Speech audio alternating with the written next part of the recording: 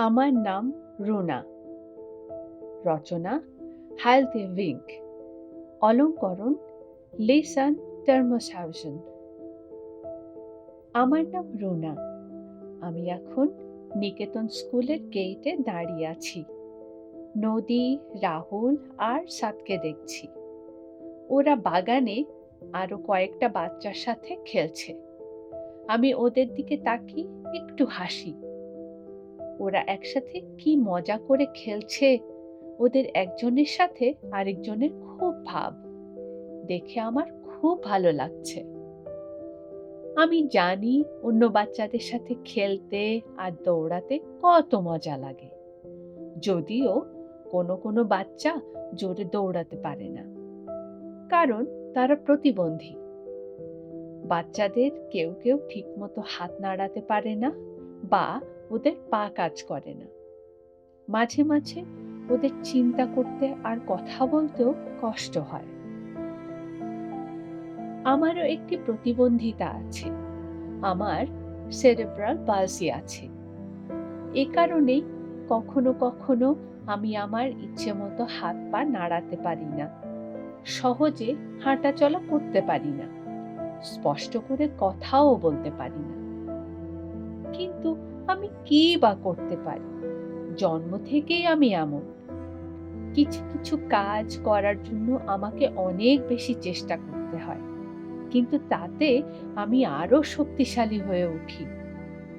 নদী, রাহুল আর সাদের মতো আমার বয়স যখন ৬ বছর, আমি তখন নিকেতন স্কুল সম্পর্কে জানতাম না। সে সময় আমি আমার নানি, মামা মামি আর অন্যান্যদের সাথে গ্রামে নানা বাড়িতে থাকতাম।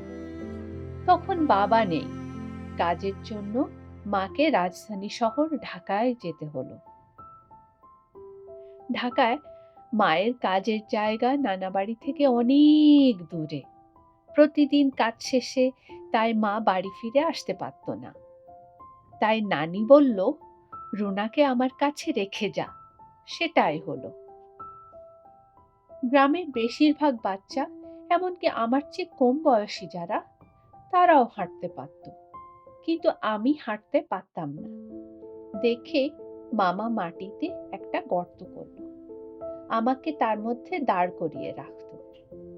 এইভাবে আমি ২ পাশ ধরে নিজে নিজে দাঁড়াতে শিখলাম, তারপর হাঁটাও শিখলাম। নানির সাথে থাকতে বেশ ভালোই লাগছিল। অন্য বাচ্চারা বাবা মার সাথে থাকতো, এটা মনে হলেই শুধু মাঝে মাঝে একটু কান্নাকাটি করতাম। মাকে খুব মনে পড়তো আমার। আহারে, আমার মিষ্টি মা। মা ৩ মাসে একবার নানা বাড়িতে আসতে পারত। মাকে দেখে কি যে ভালো লাগতো, আবার মাকে জড়িয়ে ধরতে পেরে কি যে আনন্দ হতো। আমি জানি মা আমাকে খুব ভালোবাসতো, কিন্তু আমার প্রতিবন্ধিতা নিয়ে মায়ের মনে কষ্ট ছিল। আমি যখন ছোট ছিলাম, কেউ কেউ মাকে এসে বলতো, এমন বাচ্চার যত্ন নেওয়ার দরকার নেই, ও তো পাগল। আমরা চাই না ও আমাদের বাচ্চাদের সাথে খেলুক, আমাদের বাচ্চারা ওকে ভয় পায়। এসব নিয়ে আমার খুব কষ্ট হতো। কেউই যদি আমার সাথে খেলতে না চায় আর সবাই যদি আমাকে ভয় পায়, তাহলে আমি কি বা করতে পারি? আমি স্কুলে যেতাম না, নানা বাড়িতে প্রায় সময় একা থাকতাম। আমি স্কুলে ভর্তি হতে পারিনি, কারণ শিক্ষকরা জানতেন না কিভাবে আমাকে পড়াবেন। আমি ঠিকমতো কথা বলতে পারতাম না, হাঁটতেও পারতাম না। শিক্ষকরা স্কুলে এমন বাচ্চা রাখতে চাননি, কারণ কেউই আমার পাশে বসতে চাইতো না। মাঝে মাঝে আমি বাইরে হাঁটতে যেতাম, তখন আশেপাশের বাচ্চারা এসে আমাকে জ্বালাতন করত আর আমার জিনিসপত্র কেড়ে নিত। কখনো কখনো ওরা ইচ্ছা করে আমাকে ধাক্কা দিয়ে ফেলে দিত, অথবা আমার দিকে কাদা আর ঢিল ছুঁড়ে মারত আর চেঁচিয়ে বলতো, পাগল পাগল পাগল। আমি তাড়াতাড়ি বাড়িতে ঢুকে যেতাম, কানে আঙুল দিতাম। আমি ওই শব্দটা শুনতে চাইতাম না। না না না, আমি পাগল না, আমার নাম রুনা। পাগল শব্দটা শুনলে আমার খুব মন খারাপ হতো। এত বেশি কষ্ট হতো যে আমি সহজে তা ভুলতে পারতাম না। একসময় বুঝতে পারলাম আমার মনোবল বাড়াতে হবে, আমাকে আত্মনির্ভরশীল হতে হবে। আমি সেটাই করেছি। নানা বাড়িতে আমাকে রান্নাবান্না আর ঝাড়পোছের কাজ করতে হতো। আমি প্রায়ই বাগানের কাজে সাহায্য করতাম। আমাকে পেঁয়াজ আর আলুর থলে বইতে হতো, উঠোনে নিয়ে রোদে শুকোতে দিতে হতো। এই কাজটা আমার জন্য খুব কঠিন ছিল। ওই ভারী থলেগুলো তুলতে খুব কষ্ট হতো আমার। তবুও আমি সবই করতাম নানির কথা ভেবে, কেননা নানি আমাকে খুব ভালোবাসতো। আবার কোনো কোনো সময় ছিল আনন্দের। বেলা শেষে আমি যখন বাইরে তাকাতাম, তখন দেখতাম বাচ্চারা পুতুল নিয়ে খেলছে। আমি ওদের সাথে খেলতে পারতাম না, তবু ওদের খেলা দেখতে আমার ভালো লাগতো। আবার মাঝে মাঝে খেলার জন্য মামা আমাকে কাদামাটি এনে দিত। সেই কাদামাটি দিয়ে খেলতাম। আমি সেই কাদামাটি দিয়ে খেলতাম। তখন বাচ্চারা কৌতূহলী হয়ে আমার সাথে খেলতে চাইতো। আমার কি যে ভালো লাগতো! তখন গর্বে আমার মুখ উজ্জ্বল হয়ে উঠত। অন্য বাচ্চাদের সাথে আমার তেমন যোগাযোগ ছিল না। মাঝে মাঝে আমার এক খালাতো বোন বেড়াতে আসতো। সেই সময় আমাকে আর কাজ করতে হতো না। আমরা সারা দিন একসাথে খেলতাম। আবার প্রতি বছর পরিবারের সবাই মিলে একসাথে একটা পিকনিক করত। পিকনিকে ছোট বড় সবাই অংশ নিত।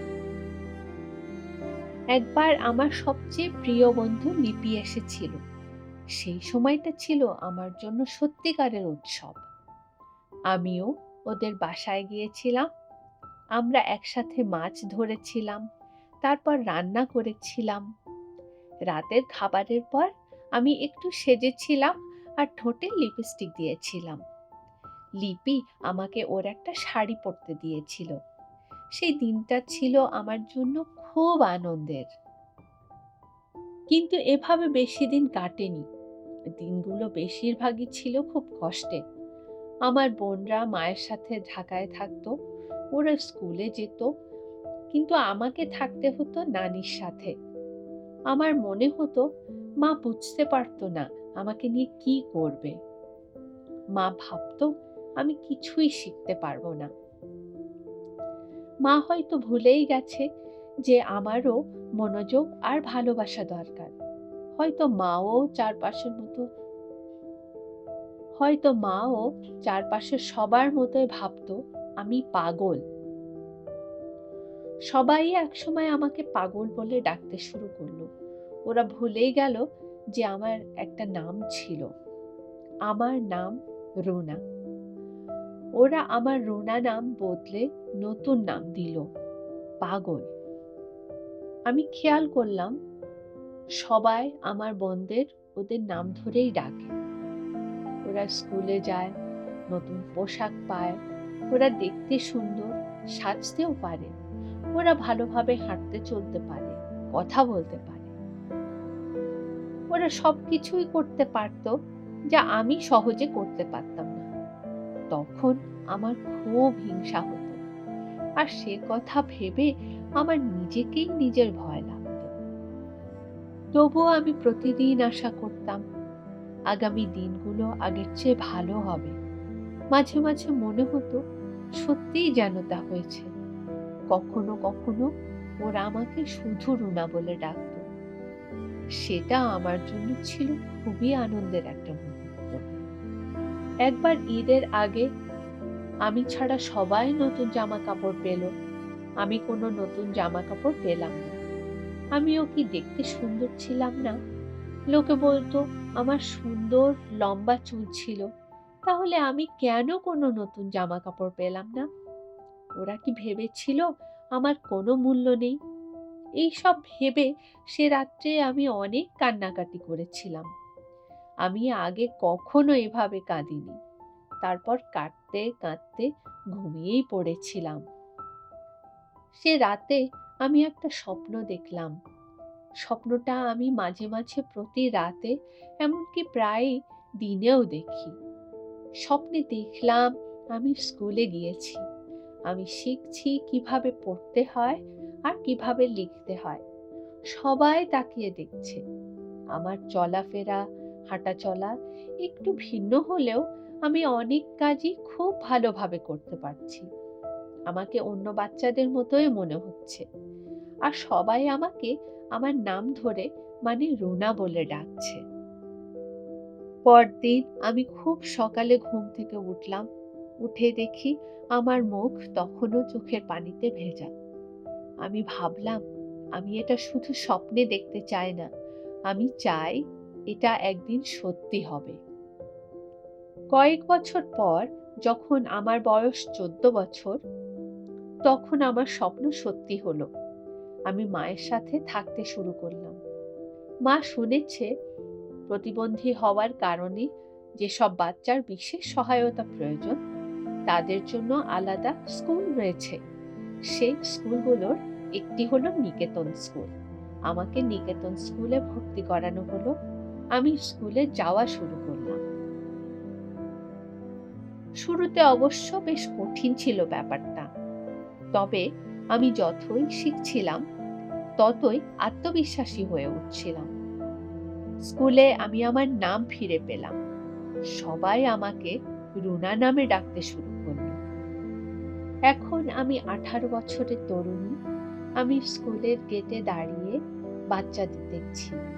ওদের দেখে আমার খুব ভালো লাগছে, কারণ ওরা একসাথে খুব মিষ্টি করে খেলছে। আমাকে সুন্দর দেখাচ্ছে। আমার লম্বা চুল রোদে ঝলমল করছে। আমি এখন কাউকে ভয় করি না। আমি এখন অনেক কিছু শিখেছি। এখন আমি নিজেই নিজের যত্ন নিতে পারি। আমি বাড়িতে একা থাকতে পারি। এখন আমি একজন সহকারী শিক্ষক। জীবন আমাকে শক্তিশালী করেছে। আমি এখন যে কোনো কিছুই মোকাবেলা করতে পারি। অন্যদের চেয়ে ভিন্ন হওয়া কোনো ব্যাপার নয়। আসলে এটাও একটা চমৎকার ব্যাপার যে আমরা সবাই একই রকম নই। আমি এখনো স্বপ্ন দেখি। আমি স্বপ্ন দেখি যে আমি একজন শিক্ষক হব এবং এমন একটা স্কুলে পড়াবো যেখানে প্রতিবন্ধী হোক বা না হোক, সব বাচ্চা একসাথে লেখাপড়া করে। আমি আরো স্বপ্ন দেখি যে একদিন আমি কম্পিউটারে কাজ করতে পারবো। আমি স্বপ্ন দেখি এমন একদিনের, যখন প্রতিটি বাচ্চা নিজের মতো করে ভাবতে পারবে। প্রতিটি বাচ্চাকে তার নিজ নামে ডাকা হবে। আর বোকা, পাগল এই শব্দগুলো পৃথিবী থেকে চিরতরে অদৃশ্য হয়ে যাবে।